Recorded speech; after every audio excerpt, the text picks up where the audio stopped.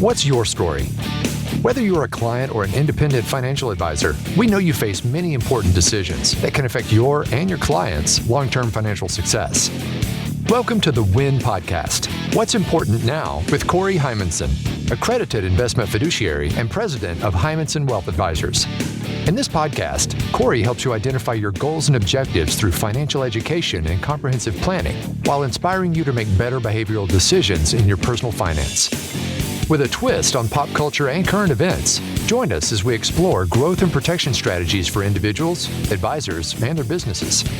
Come and discover what's important to you now. Hello and welcome to the WIN Podcast with Corey Heimensen. Corey, how are you? Good, Eric. How are you today? I am not doing as well as you are. Because before we hit the record button, I know that you've got a special guest in the studio today, and you guys have already started having fun without me, but I appreciate you including me in this. When we manage money, it's a team event, and when we have a good time, it's a team event. Podcast recording, team event. You know, you get the drift. I get the drift, yes. And so you've got Dave Ackerman in studio with you. Why'd you bring Dave on the show today? Yeah, Dave, I've known him a long time. He's a local celebrity. I don't know about that. Questionable. No, just kidding. He's from our city, Rock Rapids, Iowa. Had a career, a primary career, I guess you'd say. And then as he retired, he drifted into a new career. And so it's just cool. Kind of ties into, you know, what we try and do for clients. And it's a cool story. So I thought maybe we'd bring him in here and talk about it. Well, I am so excited. Dave, thank you for being on the show. I'm just going to sit back and learn all about you with the audience. Let's have some fun. Okay. Well, thanks for having me on. As Corey said, my name is Dave Ackerman, and I'm originally from this area. I grew up on a farm. I was 6 miles out in the country, and so I didn't get to town often when I was a kid. And so you learn an awful lot of things when you're out on the farm, and I credit my parents for a lot of those sort of things. You learn how to work hard. You learn how to fix things on your own. You learn how to make your own fun and appreciate neighbors and do the things in life that, are worth something. And so I went to college. I graduated George High and went to college at Westmar back when there was a Westmar in Lamars, Iowa, and played some football. Have some good friends from that experience. And then I transferred to Iowa State and graduated there. And I graduated in 5.5 years, 5.5 of the best years of my life. And so, this rush to get out of college, that's for some folks. It wasn't for me, but and I got a teaching job in mid-semester. I graduated in December, and I got a teaching job at a place called Bondurant Farrar down by Des Moines off the northeast edge. And, tie into investments at that time, it was a little 1A school, 40, 50 kids a class. If I had, we bought a little acreage on the edge of town, and had I known what things were going to be and what, metro growth looked like, I should have bought a whole bunch of land at that time in the late 80s, because it is now almost a 4A school. I mean, they are the next big expansion out there. And so I was a high school shop teacher, and 3 days before the season began, I was going to be an assistant football coach. And they said to me, hey, the head coach resigned. It was kind of he got a different job. His wife was moving to a different part of the state, and he had to leave. And the only other assistant was the head basketball. They said to me, well, hey, do you want to be head football? You played some college football. Sure. And so for the next 8 years, I probably have the most losing record in the state of Iowa, if you were to look it up. The irony of this is that my father was on the school board at George for 3 terms. And there were times my father would come home and he would say, you know what, I'm convinced that all administrators are just failed football coaches. That turns out Dad was right. Because football didn't go well, I took started taking some grad classes at Drake University, and I got my master's degree so I could be a high school principal. And we moved to a place called Sac City, which is between Fort Dodge and Storm Lake. And I was the 7-12 principal there for 4 years. And then an opening opened up here at Central Ion, and we had never intended to move home or move close to home, but I applied on a whim. They had just built a new high school. I was interested. I got an interview and got the offer. And there's another story associated with it. I really debated taking it or not. And it's one of those moments when a situation hits you that you just go, oh, I was kind of one of those, God, send me a sign. What should I do? Should I stay or should I go? And an issue tumbled into my office 3 times in about a half hour. And I'm like, oh, okay, there's that sign. I'm going to go. And so came up here, was the high school principal for 4 years, and then became the superintendent for the next 14. And so I was the superintendent at Central Lyon. Well, I was here from the fall of '01 until 19. And I retired at 55. Was fortunate. Back when we were in Bondurant, my wife and I, my wife was a elementary teacher, and we went to a teacher in service at the beginning of the year, and there was a financial advisor who came and met with all the teachers and said, it's not the length of time, or it's not the amount of money you're putting away, it's the length of time in the market and what it can do for you. And so as I said, we had purchased this acreage. We were kind of, things were tight, and we started putting money away pre-tax. And I think, if I remember right, it was $25 a month. The next year we moved up to 30. We bumped it up big. And I remember thinking, boy, this isn't going to amount to anything. And I was so wrong. And so that's the advice. As we got here and I was a superintendent, I would bring in Corey to tell people that story, is that, teachers, staff members, save for your future and start early, because it's the time, not the amount you're putting away, but the time that makes the difference. And so that money, year after year, we kept increasing the amount that we were saving or that we were putting away. And that money ultimately made a big difference in our life, because when I always had kind of this idea that I came up with, and it was aspire to retire was my attitude. I wanted to do something else. I loved what I did. I loved working with kids. I loved being in a school system, but I always knew I wanted to do other things. I have self-prescribed ADHD, if you couldn't tell yet. And so I was, I've got 1,000 interests, and many of them I haven't even discovered yet. And so I always wanted to do what I did and do it well. But when I was done, I wanted to do something else and see what else was out there. Some habits still follow over from my education time.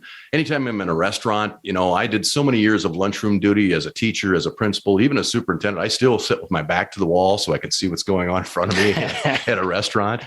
But, I just wanted to do different things. And one of the things I in my lifetime, I've been fortunate. A lot of timing has fallen into place for me, but it's also the idea to see opportunities and take them. I happened to catch a flyer one time from our IPERS, the Iowa retirement system, and it said that the opportunity to purchase years was closing. And it's one of those things that I always kind of look at something and say, if they're changing the rules, it must not be to their advantage. And so I looked into that, and I had moved money over with Corey and from my retirement savings, and looked at ultimately my wife and I purchased 6 years from IPERS, because they were going to really start bumping it up, and you could only purchase them at the end, and it was going to be magnified how much money it was going to cost. And so we rolled over our investments and purchased years in IPERS. And had a friend of mine say to me that's like 20% in the stock market every year. And it truly is. And so at 55, both my wife and I were able to retire at full IPERS, as though at what would have been 88, as though we were at 92. And so that was a good move for us. But, you have to have an eye on opportunities. So where are we going with this? Yeah. And that's, I love tangents. If you ever listen to the podcast, there's tangents, and that's what gets us to the really cool part of the story, I think, is that by retiring at age 54 or 5 for you, I'm not trying to talk out of school here, but at age 55, a person by planning ahead and working hard is able to essentially, we'll call it graduate from one career to what can be a second career, or maybe we'll call it a hobby. Mm-hmm. So I might've glossed over this, but the title of today's podcast, we wanted to call this Liquid Goals. And then I added straight up. So trying to be a little witty there. But what we're talking about is, well, maybe I should let you introduce what you do now. Well, I make whiskey. Okay, there you go. See, so it's pretty straight up, right? Yeah. This began as a hobby a few years ago. I love craft beer. I tried to make craft beer a number of times. And the issue with craft beer is that no oxygen and or bacteria can ruin it. And so I wasn't very good at making craft beer. And so I still enjoy those today. Well, then my wife and I were on a trip to San Francisco, and we went up to Sonoma or Napa Valley. I can't remember which. And we went to a couple wineries with some friends, and there was we were in this picturesque little cedar barn. there was a waterfall in the background, and there was this 80-year-old Greek guy moving from table to table. And this was like 10:30 in the morning. And this guy had been into his wine already, and he was having the time of his life. And I'm like, man, that guy looks like he's having fun. That's who I want to be. And so I came back and I started messing around and started doing some research and started making wine. And I had fun making wine. I actually got my winery license with the state and with the federal government, and I liked making wine, and I made sweet wines because we had Northern Hardy grapes up here, up in northern Iowa, and but I didn't enjoy being a winery. I built a barn. As I said, I used to be a shop teacher, and a friend of mine owned a sawmill, so I built this cedar barn and started working to insulate it and make it the venue, and you'd be open from 9 to 9 on a Saturday, and people would pull up, and I'd be out mowing my lawn. I'll have to come up and talk to them about it. And I don't know, something about it. It just wasn't working for me. And so then I had kind of what I would call a happy accident. I had 7 glass carboys of raspberry wine were sitting in my barn one winter, and it got really, really cold, and they froze. And I was like, oh man, those are lost. I can't. And people like my raspberry wine. And so I of course researched on the internet as to what is it lost, and it said you have performed ice distilling. Just pour the liquor off. And so I went from 14% raspberry wine, 14% alcohol raspberry wine, to about 40% raspberry brandy. And indeed, the ice stayed behind, the red liquor poured off, and man, that was some pretty good stuff. And so it's like, okay, distilling. Now, wait a minute here. And so, you start watching moonshiners. You're like, okay, if those guys can do this, I know I can do this. So I started applying for my license, knowing that I was going to retire and wanted a second occupation or something to do with my time. And so I started messing around and researching and got into making whiskey. I purchased a number of different whiskeys, did the research on the mash bills that make up whiskeys or the barreling processes, and figured out a couple things that I liked and narrowed it down and started making recipes for that. And so I make 2 products right now. I make a double barrel bourbon whiskey and something called Revenant Rye, which is, I really like Templeton Rye. And so this is kind of my copy of that. I referred to it as the Revenant Rye. If you ever seen the movie The Revenant, most people have, with Leonardo DiCaprio. And I looked up the word revenant. I thought, what does that mean? And it said a relentlessly haunting dark spirit. I thought, well, okay, that's a little marketing piece. So this is a one-man operation. I started working on these things. If you're interested, I'm on Facebook at Rock River Distillation or rockriversdistillation.com. I've got a website, and just started working on this. Been at it about 4 years, and there's all kinds of variations that can go all over the place. But for right now, I've got these 2. I've got a third that's going to come out. It's a 4-year barrel strength whiskey, but everything's about paperwork. I'm still waiting on some paperwork to clear on that before I can do anything with it. So, for the record, I want to tell you the Revenant logo I really like. It's like a howling, it's a wolf or something, howling right? Wolf, yes. Yeah. And I instantly had a flashback. My grandfather's been gone for a while. His name was John, but he had a famous saying of, you can't howl with the wolves and also soar with the eagles. I don't know. So I guess that just means you can't stay up 24 hours a day. I don't know. I'm probably still in the wolf camp, but it just brought me back to my youth. That was pretty cool. And your other logo, the double barrel bourbon, is pretty cool too. It's like a shadow of I wouldn't say a gunfighter, but a double barrel shotgun or something, right? Yeah. Yeah. And so it's been double barreled, and it's like I said, if you want to find out more about that, you can check my website, but it's, we do a double barreling process because I had to figure out what I liked. And I liked, this is American sipping whiskey, which is, there's so many whiskeys out there. There's all kinds of different things. And if, what I've said, and I've got on my website, if one wants to become inebriated, there's all kinds of things you can do that. Okay. I mean, we all know that. There's all kinds of things to blend. And I don't have any problem with blending or, Manhattans or old fashions or anything like that, or, whiskey sours. The idea behind this really was a lot like craft beer. Let's taste the whiskey for the flavor of the whiskey. So this is to be poured neat and enjoyed as it is, or maybe over an ice cube, and so to taste the whiskey for the flavor of the whiskey. And again, it's my idea is that it's about when you've got time to sit and contemplate and appreciate what you've got in this world, and enjoy a good whiskey, and maybe a cigar would go along with it. I've enjoyed those too. So it's kind of become this hobby gone awry. It's an awful lot of paperwork. It's an awful lot of reporting, but I'm a one-man operation. I get some friends out, some retirees come out and help me bottle. And when we're doing that, and it's highly regulated, but it's a lot of fun. I've enjoyed it so far, and we'll see what happens.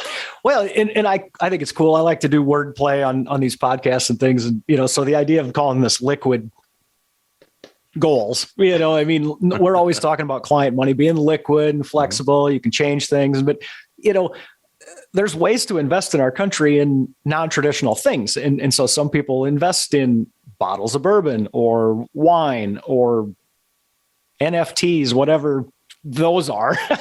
But I mean, the point is, our art collections, you can go on and on, that ultimately there's different ways to be diversified. And I'm not saying everybody has to have a bourbon collection, because sometimes you collect things and then you'd rather just use them or enjoy them or whatever. But I just think it's super cool that went into what we're calling retirement, even though you're busy and you have things to do every day. But I mean, it's a whole new way of life. And the problem with our industry is that people look at magazines and it's retirees with slightly gray hair, holding hands, walking down a beach or looking at the sunset, and retirement is not about playing golf every day or going fishing every day. It's about doing what you want to do when you want to do it. It's about living. This is the piece that, I've witnessed so many people who I think retired late, and I'll just say it, they were afraid. They were afraid that, I'm not going to have enough money. I'm not going to have insurance. I'm not going to, the struggle I have with that is this is just personal. This is me. This is my wife and I had this vision, is that we wanted to travel. We wanted to do, go see the grandchildren. We quite frankly wanted to be free and to do what we want to do. This is kind of brings me to an interesting story. I have two sisters and two brothers, are all older than me. And I have a brother who farms. And several times we have this conversation, as I've said to him, boy, man, I really envy your freedom. And he said, and I envy your steady paycheck. Well, right. Yeah. And so that's exactly right. I mean, I said to him, you get up every day and you decide what you're going to do for you. I mean, most days. And he says, yeah, he said, that's exactly right. He said, but, on the other hand, I'm not 100% sure where my next payment's going to be from. And so the idea being is that I've seen people that never got to use their retirement, or passed away or got ill or got sick or couldn't move, it became immobile, all those sort of things. And it's like, there's more to this life than just showing up to work. That's kind of the opinion and the attitude that we took. And life is to be lived. And I hate to be cliche, but life is short. I mean, you got to get out there and enjoy it. And this for us is how it worked, I guess. Yeah. So if I'd have said to you 20, 25 years ago that you'd be bottling these things today, would you thought I was crazy, or could it have already been on the radar back then? It would not have been on the radar, but it wouldn't have surprised me, because I see opportunities in everything. It's just crazy. We live by a junkyard. Okay. And I go through there once a week, and I've got an arrangement with the owner of the junkyard. It's like, if I see something cool, I'm going to grab it, because if it'll be gone by the next time I get back, and I'll just pay you. And so, I see, my barn is filled with things that are the distillery barn, I guess, that are, I think are interesting or unique. In my career, I've flipped 9 houses. I saw places that were distraught or whatever. And you do this where, the probably caught the fever the first time is I bought my first house and I didn't sleep for 3 nights. This was back when I was in Sac City, and I couldn't sleep. 3 weeks later, I sold it for $13,000 more. It's like, okay, I'm hooked now. That's when the big flip houses thing was going on. And through my time, either doing the work myself or hiring friends or hiring contractors, and done some things like that. And we've always come out on top, but you have to be opportunistic. You have to view this as a possibility and an opportunity to do something, instead of, that'll never work. There's so many people that'll tell you that'll never work. You can't do that. Well, what I guess my wife would say about me is, when you tell me I can't, I sure as hell am gonna. I love it. Well, and this ties in. We've talked about my book before in a previous podcast, but I truly believe this all day long. People regret the things they didn't do more than the things they did do. So why wouldn't you bottle bourbon, or why wouldn't you make wine if that's what you like to do, or flip houses, or, it doesn't matter who you are out there, set your goals and just get after it. Yeah, exactly right. And assess your skills and what can you do? What have you got the ability to do? And, like I said, not everybody can do these things, but there's other things that can be done and there's other opportunities. You just have to see it that way. Instead of that'll never work. Or, one of my favorite stories is that when I was, my wife and I were friends in high school, we didn't date. When we left for college, our freshman year, we came back and of course this is 1984. There's a phone, 83 actually. There's a phone on the wall in the kitchen. There's no cell phones or anything. And so I go to use the phone, and my dad says, "Hey, who are you calling?" Because they could. And I said, "Well, I was going to call Roxanne." He says, "What for?" I says, I'm gonna ask her out on a date." He said, "She ain't gonna go out with you." Well, after that, she sure was. Game on. Yeah, exactly. And so that's just kind of how I think you got to view things is that you take them on, and not everything works out. We flipped a house one time with a friend of mine, and we bought it from a foreclosure site on the internet. We left church early one Sunday morning, and my son was on the computer, and we had it Googled, and it looked to be a lake home in northern Minnesota. And my son, we cited it in on the website, and actually we were looking at the wrong property. Nice. And we just kept bidding anyway, and we said, okay, one last time. We took the last bid, and we got it, and we drove up there, and it's like, oh my, we really hit the jackpot on this. Now it didn't sell for 2 years, but for 2 years we had a lake home, and we had a lot of fun. And we made some improvements, and when we did sell it, it turned out okay. And so you just, you can sit around and, oh, poor me, nothing's going to work, or you can take chances and get out there. Yeah, you're right in my zone, because I'm always talking about optimistic people. Mm-hmm. If you want to be an entrepreneur, or you want to be I'm a get things done type person, you got to have an optimistic attitude. Exactly. And I think life just is better for optimists in general. Yeah, I agree. At least you view it that way, if nothing else. Yeah, that all ties together, basically, doesn't it? Yeah. So what do you think? Is this a 20-year career going forward, or are you going to get burned out or tired of it and maybe go on to another one? I have kind of a game plan of 3 different scenarios for this. Is that one, it fails miserably, and in the meantime, I had some fun, and I've still got some whiskey left over in the distillery when it's all said and done. 2, it might kind of take off and maybe grow, and maybe there'd be some people who would want to invest and work with me on this, or and it would grow and beyond just me, and or C, maybe it might be an entity that somebody might want to take off and take off my hands and run it and run with it, because it is. I got a couple fallback things that I would get into. So it could be any of those, and that, again, that's right now I'm having fun with it, and if it becomes that it's not fun, then I'll see what else it becomes. I think Eric's always looking for some disposable income. What do you think, Eric? Should we sideline this thing or what? Well, that and some whiskey. I mean, yeah, it would take some sampling before we could. Exactly. We have to do our research. I liked how you said you did research about different types of bourbon, and then you did your research. I love that phrase. That's fantastic. Well, yeah, that amounted to quite a number of whiskey bottles at our house, and none of those are left, but which may be a side effect of things that didn't go well as far as this is concerned, but. Yeah. Well, I think this has been fantastic, Dave. I mean, Corey took the question I was going to ask, which was, what's next on the radar? So you said one of those types of scenarios. If somebody said, "Hey, I love this, and I'm going to, I'd like to purchase it and do it and run it," what's on the horizon? What else have you got cooked up in that brain of yours that you would love to do? I mean, there's got to be something. Oh, you're going to say this guy's whack. So. That house that lake home that we purchased in northern Minnesota, about 10 years ago, let me back up here. About 10 years ago, my mother passed away, but real quickly. Within about 10 days, all of a sudden she was gone. And one of the hardest things, and I don't blame funeral homes for this. I mean, it's how it was. I mean, one of the hardest things was going to the casket room and select the casket. Okay. Yeah. And, you've got the low end, you get the high end. What do you do? Do you buy a vault? Do you buy a sealed vault? All those sort of things. Very difficult situations. And again, I have no issue with funeral homes and such, but So we got through that, and my dad kind of expressed how that was difficult for him. And so anyway, my dad was an avid fisherman, and I said, well, Dad, let's you and me go up north. And by the way, that's never pass on your chance to do things like that. My dad and I, and Yes. my gosh, we went up north, and as we traveled north, we went through a town called Long Prairie, and we had an uncle on my mom's side that lived there. He was passed away, but we drove by his old place. But that was Amish country, and next, as we drove through Amish country, there was a guy, an Amish man with a sign by the road that said homemade caskets.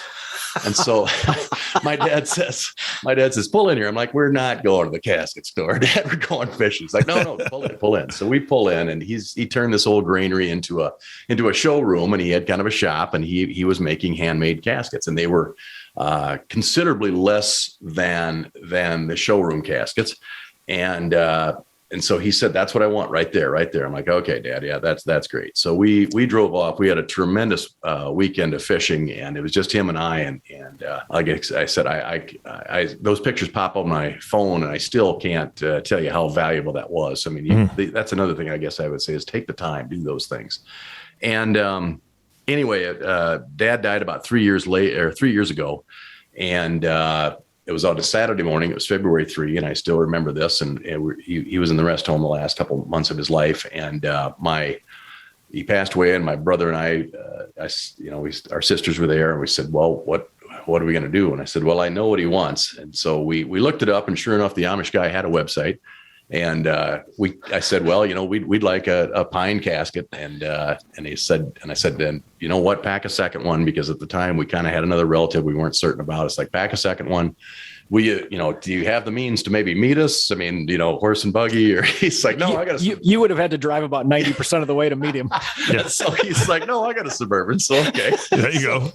So it's kind of a typical February. It's snowy, and we're driving north to meet this guy. I don't even remember what town we met him in, but he met us. And so then we had my brother's truck, and we put these 2 caskets over in the truck.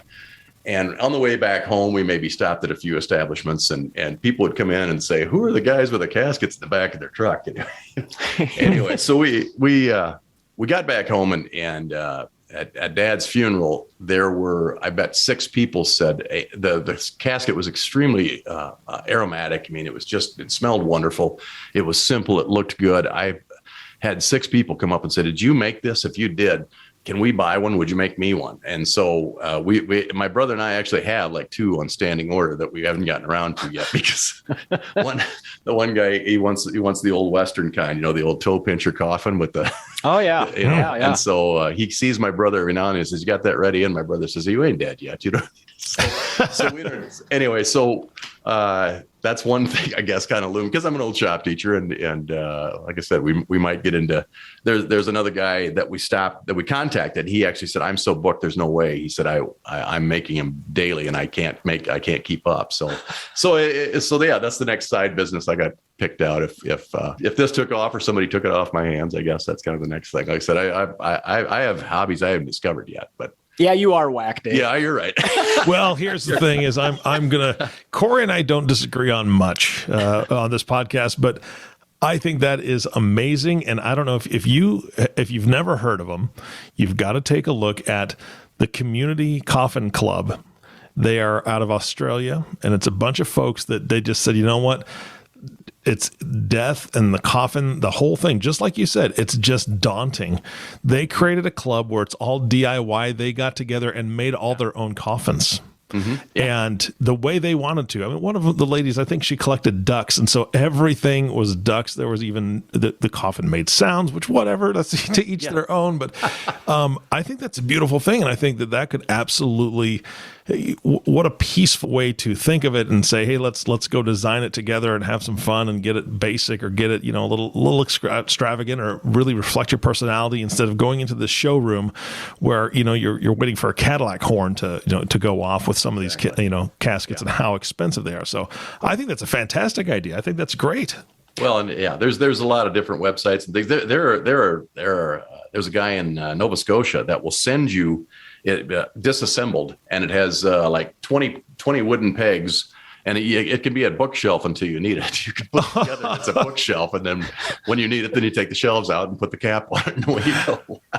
Oh It's my like an gosh. IKEA. It's Yeah, like an yeah. IKEA pretty much. And so, but that's, like I said, that's another stray idea I have. And You're not, just out of curiosity, you're not planning to go like, just stuff me in a whiskey barrel, are you? I had not thought of that, but that is a possibility. Just to save one, just in case, would you? Yeah, you put two on end and you'd be okay, I guess. There you go. Oh, there you go. All right. Well, gentlemen, this has been a fantastic podcast. I want to just give an opportunity for the audience to get to know you a little bit more. Dave, is there some place that they can reach you if they want to reach out? I'm on Facebook at Rock River Distillation or rockriversdistillation.com.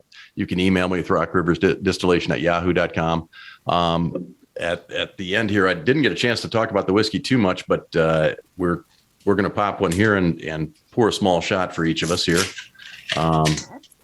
And ultimately, Eric, too, if we ever have a guest on and a client or somebody wants to get contact information of that person, they can reach out to our office and we'll be happy to connect them too.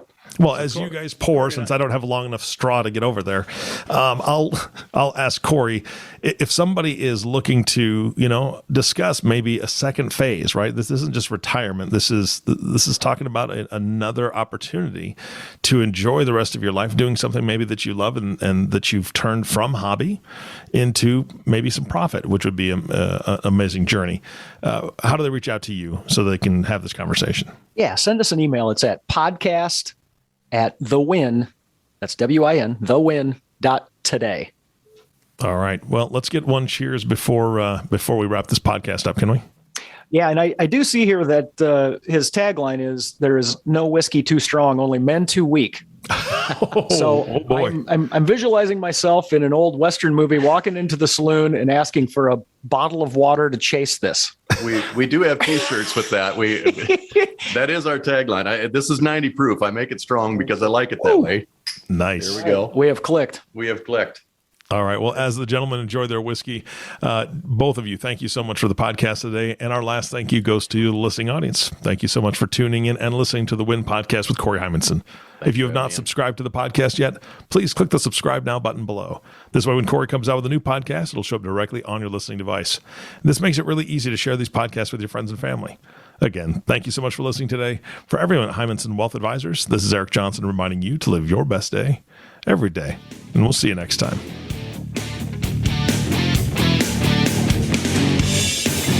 Thank you for listening to the WIN Podcast. What's important now? The show that helps you achieve your financial dreams. To ask questions about topics covered during the show or get a copy of Stop Doing Dumb Things with Your Money by Corey Heimensen, visit www.heimensenwealth.com or give us a call at 712-472-3867. Don't forget to click the follow button below to be notified when new episodes become available. Securities offered through Securities America Inc., member FINRA SIPC. Advisory services offered through Securities America Advisors Inc. Heimensen Wealth Advisors and Securities America are separate entities.